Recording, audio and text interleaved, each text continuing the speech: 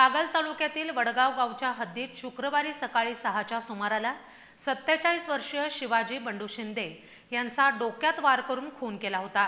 मुरगुड पोलिसांनी 8 तासात या खुनाचा छडा लावला।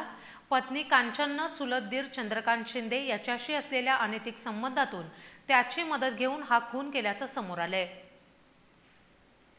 शिवाजी शिंदे हा रात्री 9:30च्या सुमारास वडगावच्या चौकात कट्ट्यावर बसला होता। चुलत भाऊ चंद्रकांत धोंडीबा शिंदे हा शिवाजी यांना घेऊन मोटरसायकलने त्याच्या सासरी पिंपळगाव इथं गेला। शिंदे यांची पत्नी कांचन ही सुद्धा माहेरी आली होती। यावेळी कांचन आणि चंद्रकांत यांनी महिला बचत गटाकडून घेतलेले पैसे परत देत नसल्याच्या कारणावरून शिवाजीला डोक्यावर आणि चेहऱ्यावर टोणा मारून गंभीर जखमी केलं। यात त्यांचा मृत्यू झाला। त्यानंतर दुचाकीने मृतदेह रस्त्यालगत टाकून अपघाती मृत्यूचा बनाव केल्याचं कांचन शिंदे आणि चंद्रकांत शिंदे यांनी कबूल केले।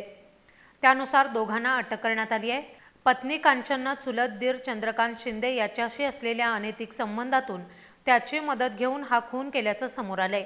या खुनाचा छडा 8 तासात मुरगुड पोलीस ठाण्याचे सहाय्यक पोलीस निरीक्षक शिवाजी करे, पोलीस उपनिरीक्षक जालिंदर जाधव, सहाय्यक फौजदार प्रशांत गोजारे, पोलीस अंमलदार बजरंग पाटील, सतीश वर्णे, रवींद्र जाधव, संदीप ढेकळे, संतोष भांदिगरे, महिला पोलीस अंमलदार मीनाक्षी कांबळे यांच्या पथकाने लावला।